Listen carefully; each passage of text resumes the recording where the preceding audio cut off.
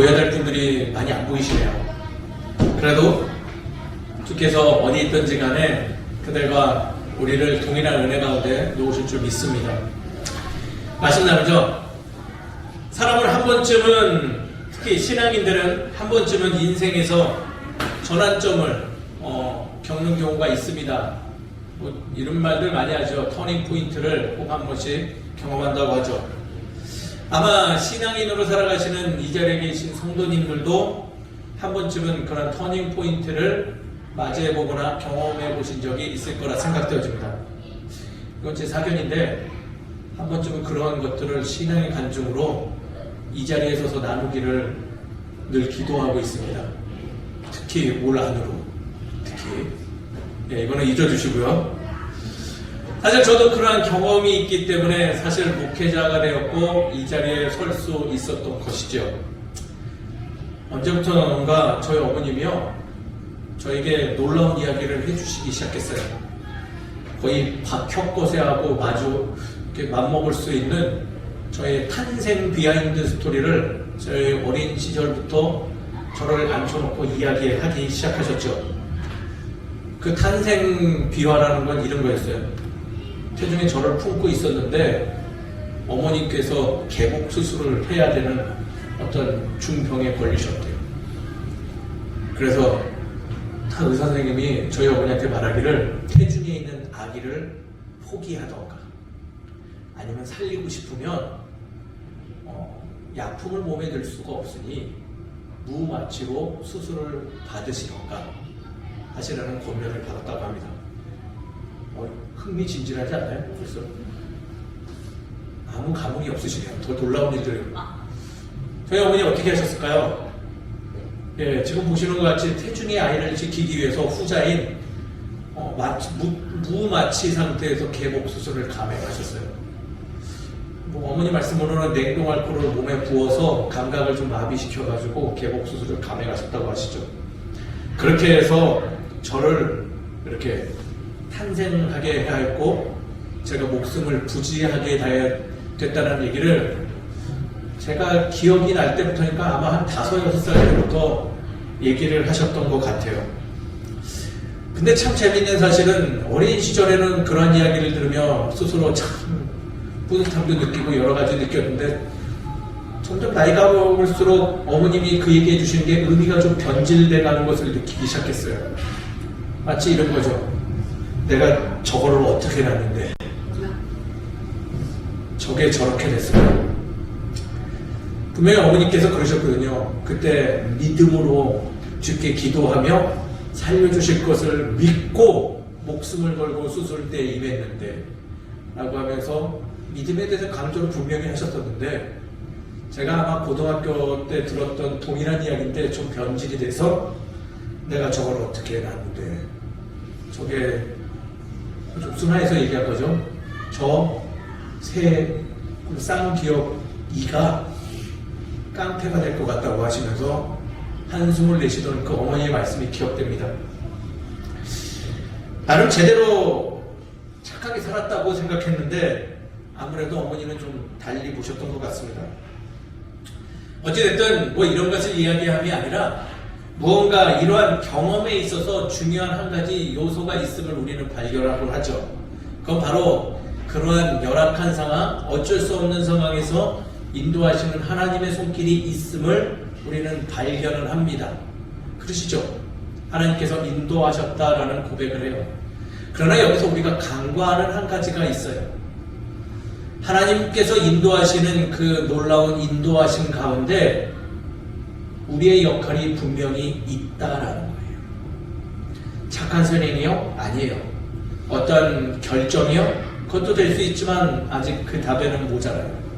여기서 가장 중요한 요소는 무엇이냐면 믿음을 가지고 주께 맡기는 우리의 책임감이 있다는 거예요. 나의 선택을 이끄시는 어떤 보이지 않는 힘, 그 힘에 순응하기 위해서 우리는 믿음을 가지고 우리 안에 작은 그 겨자씨만한 믿음을 사용하여서 그 선택의 순간 그 인도하시는 그 힘에 우리의 모든 것을 뭐한다? 맡기는 행위가 있을 때 놀라운 일이, 놀라웠고 거룩한 사건이 일어난다는 것이죠. 근데 자꾸 많은 이들이 이 부분을 놓친 채 그 삶의 경험에서 그 보이지 않는 힘은 마치 이성적 판단이나 삶의 경험이나 축적된 지식이 있어서 선택한다라고 막연히 생각하는 경우가 많죠. 그러나 우리 신앙인은 반드시 기억해야 될 것은 하나님이 이끄시는 그 손길이 분명히 우리의 삶에 존재하는데 거기서 필요한 한 가지 요소는 무엇이냐? 우리가 믿음으로 주께 그 모든 것을 맡기는 선택이 있어야 된다는 거예요. 저는 오늘 말씀 제목을 그래서 믿음으로 맡기라라고 정했습니다. 그리고 오늘의 본문 말씀은 그 부분에 대해서 명확하게 이야기하시는 예수의 말씀이 엿보이죠. 오늘 어떤 부분이 그리고 우리가 왜 믿음으로 맡겨야 되는지 말씀 속에서 그 답을 찾아가는 저와 여러분 되시기를 주의 이름으로 축원드립니다. 말씀을 한번 살펴보시죠. 오늘 말씀은요, 앞에 이야기도 좀 거론해야 될 것 같아요. 풍랑 가운데 있는 예수님과 제자들의 이야기인데 이분들이 지금 풍랑을 맞이하기 전에 여러 사건이 있었어요. 무엇이 있었을까요? 말씀을 읽어보면요, 이적의 사건들이 참 많이 있었어요. 예수님께서 하나님 나라의 가르침을 비유로 가르치고 또 어떤 부분은 실제적인 삶의 자리에 입각하여서 가르쳐 주시기도 하셨죠. 그리고 필요에 따라서 그 하나님 나라의 질서를 알기 위해서 이적도 보여주셨다는 거예요. 한마디로 믿음의 사건들이 그 앞에 참으로 많이 놓여 있음을 우리는 말씀을 읽어보면 쉽게 알 수 있습니다. 그러나 예수님은 그 말씀을 한 곳에서 머물러서 가리키기보다는 이제는 그 복음을 듣지 못한 이들을 찾아서 또 여정을 떠나신 거예요. 그리고 오늘 배에 오르셨죠. 그러나 예수님은 그 배에 올라타서 이동 중 매우 피곤하셨던지 잠에 잠들었고요. 그 잠든 그 잠깐 사이에 일이 벌어지기 시작했어요. 바로 몇 명이 탄지도 모르고 함께하는 이들이 누구인지도 명확히 기록되지 않았지만 분명한 사실 하나는 그들이 무엇을 만났다? 풍랑을 만났다는 거예요. 더 세밀하게 말하면 예수님과 함께 있었음에도 불구하고 그들이 원치 않는 풍랑을 만나게 되었다는 게 오늘 말씀의 배경인 것이죠. 풍랑을 맞은 그 제자들 무엇을 해야 하나요? 말씀 기록된 걸 살펴보니 그들은 당황했어요. 조급하게 그래서 무언가 임하기보다는 즉각이 잠자고 있는 예수님을 깨웠죠. 그리고 예수님에게 요청했어요. 지금 이 폭풍의 상황을 극복하게 해달라고. 아무 말 안 하시던 예수님은 조용히 일어나셔서 나가시고 뱃머리로 나가시고 바람과 풍랑을 향해서 이야기하셨죠. 잠잠하고 고요할 것을. 그리고 돌아와 제자들을 바라보면서 이야기하셨어요. 너희들이 왜 이렇게 무서워하느냐? 그리고 두 번째는 어찌 믿음이 없느냐라고 이야기하셨다는 거예요. 오늘 말씀에는 중요한 포인트가 두 개가 있어요. 첫 번째는요, 배에 대한 자세한 기록이 없는 것으로 보아 저자는 말하고 싶은 중요한 포인트는 지금 풍랑을 맞은 예수와 그 풍랑을 잠재우는 이적에 관심이 있지 않다라는 거예요. 더군다나 그 풍랑을 맞이하는 요소에 더 관심을 두고 있다는 거예요. 무엇하고 있다? 예수와 있음에도 불구하고 뭐하다? 믿지 않는 이들과 동일하게 믿는 제자들까지도 뭐 할 수 있다? 풍랑을 맞을 수 있음을 지금 이야기하고 있다는 거예요. 두 번째 중요한 포인트, 그것은 풍랑을 잠잠케 하는 그 이적에 관심이 있기보다는 예수님은 지금 뭐에 관심이 있어요?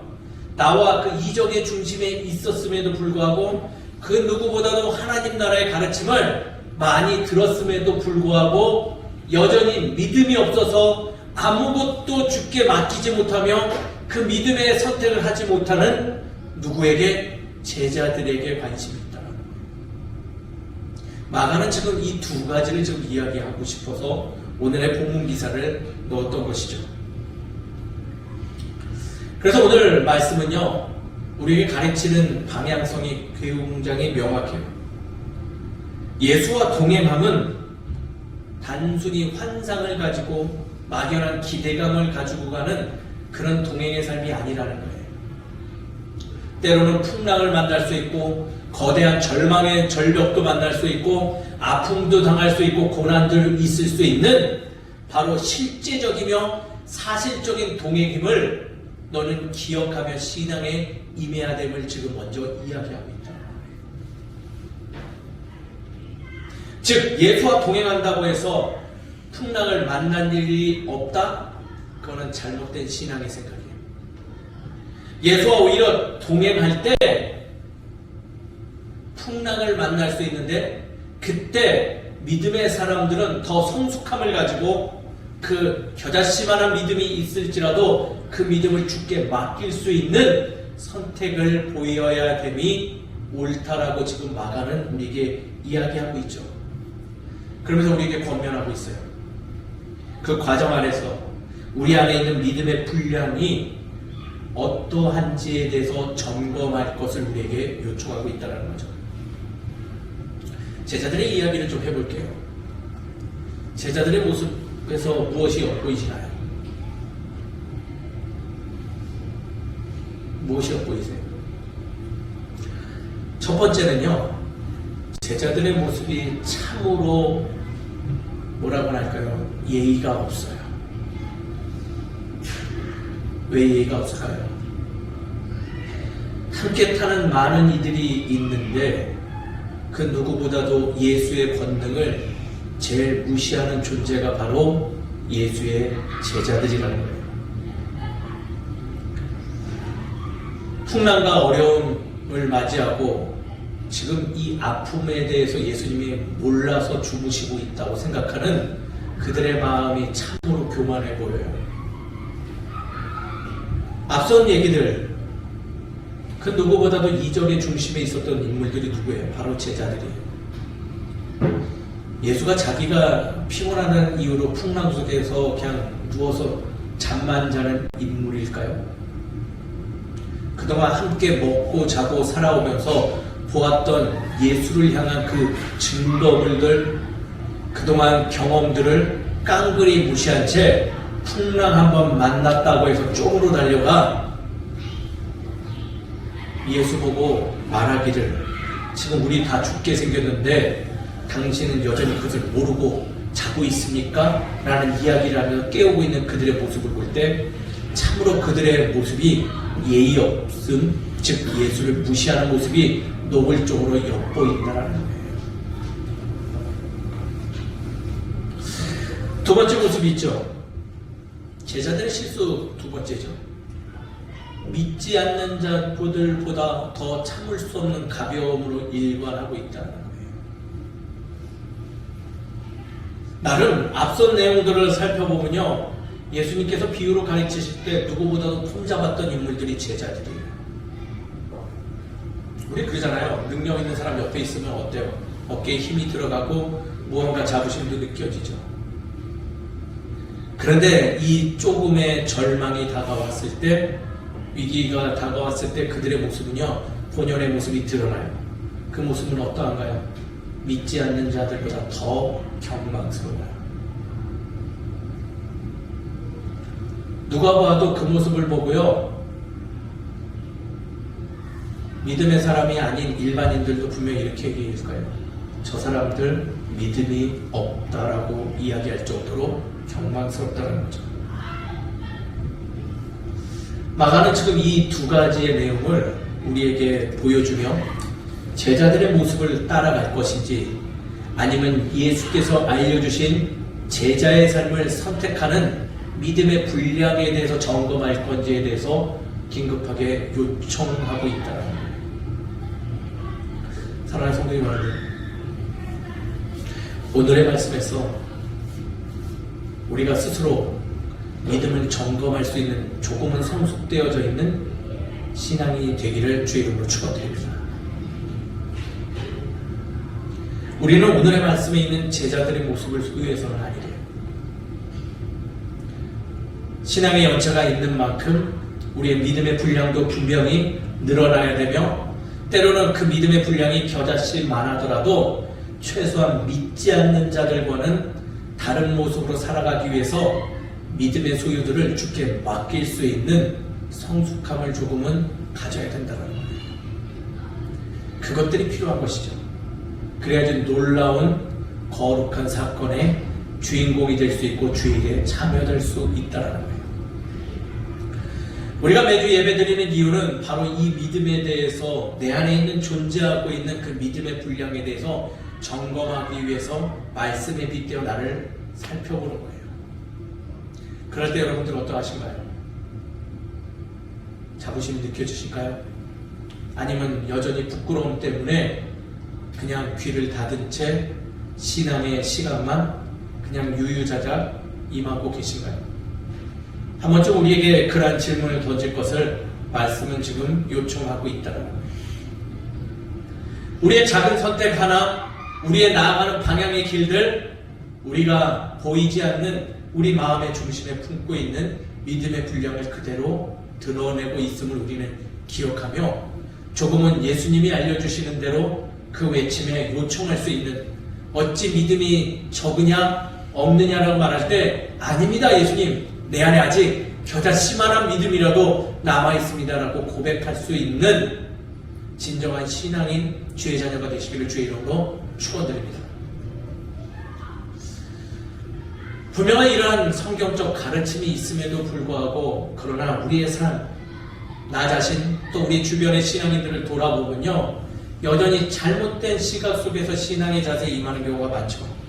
즉 이적의 내용만 기억한 채 이적만 바라고 있는 왜곡된 신앙의 모습을 가르칠 때가 너무나 많이 있어요. 오늘 본문의 말씀을 기억함에 있어서 많은 이들이 여전히 믿음 없음을 책망받는 제자들의 모습을 들어 나의 믿음을 점검하는 그런 자세를 갖기보다는 그 모습은 완전히 망각한 채 예수께서 풍랑을 잠잠케 한 이적만 기억하여서 자꾸 믿음의 분량 없는 모습으로 살아갈 때가 많이 있다는 거예요. 그래서 잘못된 권면들이 교회 안에서 넘쳐나죠. 예를 들면 이런 거예요. 어려움에 빠진 이들에게 권면하기를 그냥 생각도 안 하고 이런 말이에요. 기도하면 다 해결해줘. 정말 무책임한 권면이에요. 자칫 아무 노력 없는 느슨한 또 다른 지체를 만들어가는데 사용되는 언어가 될 수 있는 거죠. 할 말 없어서 하는 그런 정도의 용도밖에 사용되지 않아요. 내가 기도할게. 너도 좀 기도해. 때로는 그 입을 멈추고 진지하게 그 아픔을 바라보며 말할 것이 없으면 그의 아픔에 같이 참여하는 그 모습이 있어야함에도 불구하고 그 과정 속에서 우리 기도하자가 아니라 기도할게. 기도하면 답해. 가장 쉽고 가장 보편적인 방법으로 느슨하게 전달하는 우리의 신앙의 분량들이 엿보인다는 거죠. 아파하는 이들에게 기도하면 다 낫는다? 타인의 믿음이 없음을 보고 너 기도 안 해서 그래? 라는 그런 얄팍한 권면들. 본문은 지금 말씀을 들어서 타인과 다른 이들을 평가하기 이전에 내 안에 있는 믿음을 점검할 것을 요청함에도 불구하고 이적의 기사들만 가지고 내가 인도하지 않으니, 내가 실행하지 않으니 지금 아무것도 이루어지지 않는 그러한 부분으로만 이야기가 넘쳐난다는 거예요. 말씀의 무게중심을 어디에 두어야 될까요? 믿음 없는 제자들을 바라보는 우리들에게 소망합니다. 말씀 우리에게 권면하고 있어요. 먼저 하나님을 경외하는 믿음을 소유하라. 나의 적은 경험과 지식으로 감히 잠자고 있는 예수의 모습을 평가하지 말아라. 하나님의 권위를 존중하며 그가 분명히 이 일에 임하여 주실 거라는 굳은 믿음을 가지고 기다릴 줄 아는 그러한 믿음을 소유할 것을 우리에게 요청하고 있는 거죠. 그리고 기억해라. 너희만 지금 풍랑을 맞은 배를 맡고 있는 것이 아니라 그 배에는 누구도 있다. 바로 너와 동행하는 그 예수가 있으며 그 예수도 능히 내가 풍랑으로 어려움을 겪을 것을 알고 있으니 때로는 잠잠하고 고요한 가운데 그분이 일어나기를 기도함이 인내함이 옳다라고 요청하고 있다라는 거예요. 두 번째는요. 그 요청의 시간에 그 인내 기다림의 시간에 무엇을 하라? 믿지 않는 자들과 더불어서 경망스럽게 참을 수 없는 가벼움으로 좌우로 흔들릴 것이 아니라 진중하게 자신을 점검함이 하나님께서 너에게 원하는 것이다라고 이야기하고 있다는 거예요. 이런 점검들 하면 어떨까요? 내 안에 지금 몰려오는 이 두려움과 어둠, 불안과 초조는 무엇 때문에 일어나는 것인가? 담대하지 못하는 나는 왜 지금 두려워 떨고 있는가라는 질문들, 금세 그 질문을 던지면요 답이 나와요. 내가 아직 믿음이 부족하구나. 내가 온전히 믿음으로 주께 맡김이 없으니 내가 내 힘으로 해보려고 하니 여전히 내가 불안하고 떨리고 어두운 막막한 터널에 있는 것 같구나 라는 생각에 빠지고 있음을 발견한다는 거예요.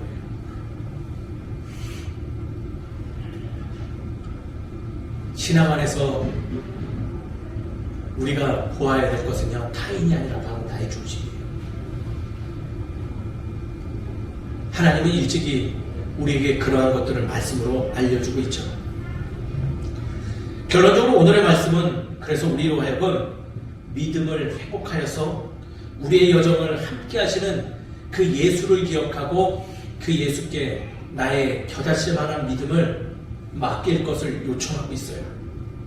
그리고 그것을 맡길 때 놀라운 사건은 내가 원하는 일들은 그때서야 일어날 수 있음을 우리에게 이야기하고 있다는 거죠. 사랑하는 성도 여러분, 삶의 여정이 녹록지 않은 걸 잘 알고 있습니다. 사랑과 위로의 손길, 또 하늘의 은혜 간구하시는 것도 압니다. 그러나 여기서 중요한 한 가지가 더 있습니다. 그 일을 간구하는 만큼 내 안에 믿음의 분량이 얼마나 되는지 점검하며 나의 마음을 주님께, 나의 삶을 주님께 맡길 수 있는 담대함이 있어야 됨을 말씀 우리에게 알려주고 있습니다. 그 말씀을 기억하며 조금은 주님께 우리의 믿음을 맡기는 성숙된 신앙이 되시기를 주의 이름으로 축원드립니다. 그럼 우리는 믿음으로 무엇을 맡겨야 될까요? 첫 번째는요, 우리의 상황들을 주님께 맡겨야 됨을 기억했으면 좋겠어요. 무엇을요? 바로 상황을. 십강의 삶을 살아가는 우리들의 삶의 여정은요, 하나님 안에 놓여진 것들이에요.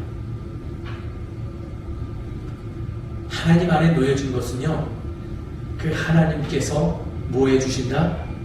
이끌어 주신다라는 거예요. 하물며 전쟁도 하나님께 속한 것이에요. 또한 이것에 대해서 극명하게 말씀해주는 하나님의 말씀이 있죠. 바로 욥기서의 내용들이 그러한 거예요. 삶의 어려움을 당면한 욥은요, 신앙의 마음으로 그 이전의 자세를 버리지 않음을 욥기서에 그리고 있죠. 아무리 신앙으로 임했어도요, 그의 삶이 변하지 않아요. 그 어려움이 계속 존재해요. 친구들과 거룩한 논쟁을 해도요, 변화가 없어요.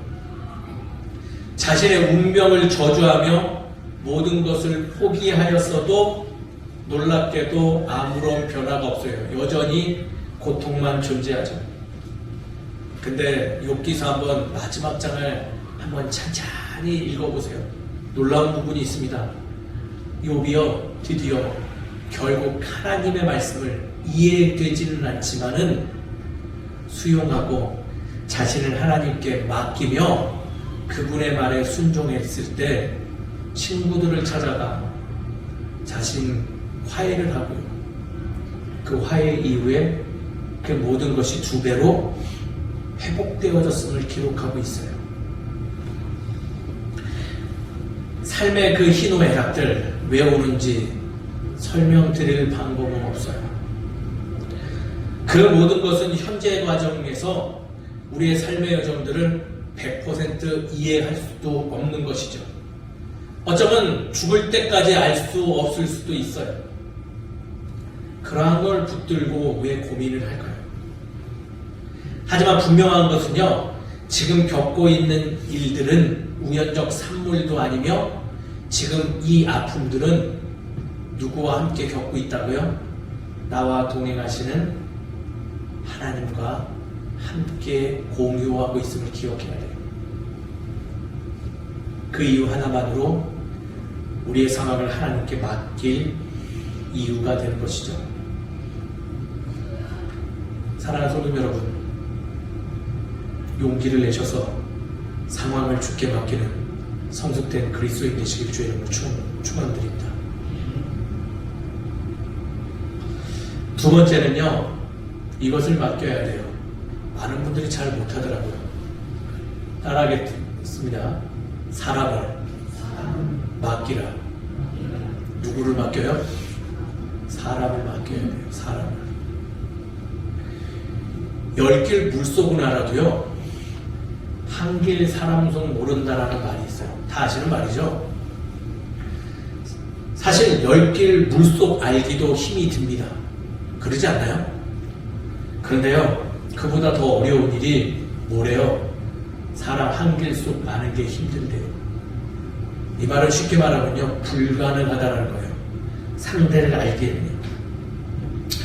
세상에서 가장 힘든 일이 바로 내 주변의 사람들을 변화시키는 일이라고 저는 생각되어집니다. 그 증거물이 저기 안에서 좀 떠드는 제 애들이에요. 공포로, 때로는 회초리로, 감언이설로, 섬김과 배려와 사랑으로 뭘 해도 뭐한다? 안 변해요. 변할 거라는 착각도 가지지 마세요. 옆에 한번 보세요. 옆에 분들. 옆에 분.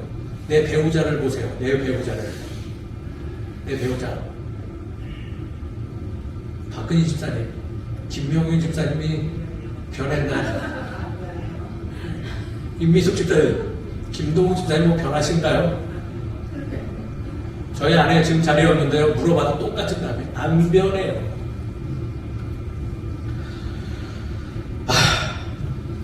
그 사람으로 인해서 변하지 않는 이를 보면 왜 변하지 않을까라고 생각하는 그 자체는요, 미련한 걱정이에요. 오히려 나의 믿음 없음을 회개해야 되는 순간입니다. 그 사람을 하나님께 맡기시고 믿음의 삶을 살아가는 게 어떨까요? 저희 어머니는요, 그런 탄생비하를 얘기하시면서 한숨을 쉬셨고요. 좀처럼 변하지 않는 저를 대쪽 같은 아버님은 두들겨 패다가 결국은 엉엉 우셨어요. 그래도 변했냐? 안 변해요. 근데 놀라운 것은요, 어느 날 그 두 분이 그것을 한숨과 폭력을 멈추시고 에라 모르겠다 하고, 야 말씀대로 너 그냥 주님이 알아서 할 거다라고 맡겼더니 변화되기 시작했어요. 어머니가 알기를 깡패될 뻔한 아들이 목사가 됐어요. 두들겨 패다가 눈물 날 정도로 왼숙댕이 같은 아들이 이제는 그리운 아들로 변화됐다고 하시더라고요. 사랑하는 성도 여러분, 괴롭히는 사람이 있나요? 어렵게 하는 분이 있나요? 노력하지 마세요. 변화시키려고 애쓰지도 마세요. 일만의 기대도 하지 마세요. 그럴 힘이 있으면 믿음으로 주께 그 사람을 맡기십시오. 하나님이 반드시 책임져 주십니다. 옆에를 보시죠. 따뜻한 눈길로 바라보며 속으로 다짐하십시오. 당신은 이제 내가 주께 맡길 거야. 저를 보지 마세요. 저를 보지 마세요. 하나님께서 분명히 바꿔주실 줄 믿습니다. 세 번째로요, 우리가 마지막으로 맡겨야 될 한 가지가 있어요. 무엇일까요? 상황도 맡겼고 사람을 맡기면 이제는 무엇을 맡겨야 될까요? 바로 나 자신을 맡겨야 되는 거예요. 마지막으로 나 자신을 주께 맡기시기를 주의 이름으로 축원드립니다. 사실 가장 시급한 존재가 바로 누구예요? 다른 이가 아니라 바로 나예요. 나의 경험과 지식은요, 타인을 함부로 판단하고 더 나아가 주를 판단하는 경우도 종종 있습니다. 나의 감정들은요, 탓할 대상을 찾아서 오늘도 어제도 앞으로도 으르렁거리며 돌아다니겠죠. 나의 선택들은 아슬아슬 고개를 하듯이 나의 마음을 늘 조급하고 그리고 불안하게 만들 것입니다. 이러한 나를 뭐한다? 믿음으로 주께 맡겨야 됨이 옳습니다. 제가 설교 때 몇 번 얘기 드렸어요. 제가 신대원 MDB 시절에 참으로 감사한 신앙적 교육을 받은 게 있어요. 바로 무건 수행하는 렉티오 DB라는 말씀을 하나 붙들고 저 홀로 침묵 가운데 기도하는 기간을 한번 가져보았어요. 아무도 저한테 말하는 사람 없어요. 저 또한 말을 하면 안 되고 그냥 온전히 말씀 하나 붙들고 계속 기도하는 거예요. 그때 제 주관적인 경험이었는데 굉장히 놀라운 일을 하나 체험했어요. 바로 그때 받은 말씀이 오늘의 본문이에요. 또 오늘 본문을 가지고 기도하는 가운데인데요, 환상인데 제가 이 풍랑의 자리로 갔어요.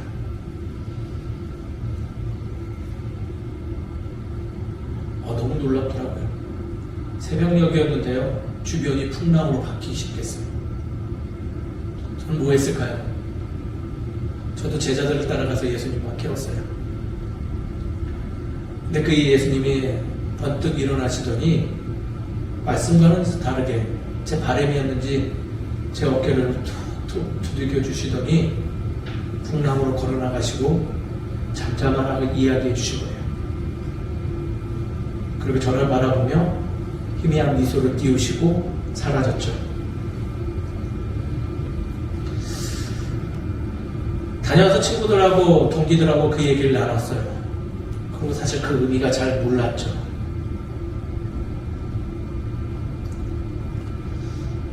그때부터 놀라운 일이 일어났어요. 그 이후로도 마치 말씀에서와 같이 많은 풍랑들이 저에게 밀려왔었죠.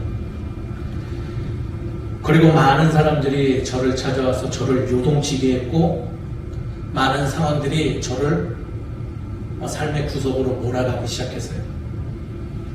의지했던 아버님도 돌아가시고, 결혼생활도 순탄하지 않고, 자녀도 생기지 아니하고, 배우는 신앙의 길도 자꾸 막막해서 막히는 것 같고, 이 많은 사역의 자리에서도 자꾸 오해가 생겨서 잘못된 목회자로 낙인 찍혀가고, 제가 선택하고 싶었던 그때의 경험들은 무엇이냐? 삶을 끝내고 싶었어요. 마지막 순간에 근데 놀랍게도 그때 환상 가운데 보았던 예수님의 그 어깨 두드림이 기억되었어요. 그리고 그 팔각정 지붕에서 내려와서 다짐을 했죠. 나를 믿어주신 분이 있구나. 나를 그분께 맡겨야 되겠다. 그 이후로도 풍랑도 오고 사람들이 오고 상황들이 나를 힘들게 했는데 구석으로 몰아가도 이전과는 달랐어요. 마음이 늘 고요하고 잔잔하고 늘 내가 누구의 곁에, 주의 곁에 가 있는 제 자신을 발견했죠. 그랬더니 어떻게 됐을까요? 내가 감당 못할 그 상황들을 극복하면서 오늘의 이 자리까지 올 수 있었다라는 거예요. 저는 그래서 깨달았어요.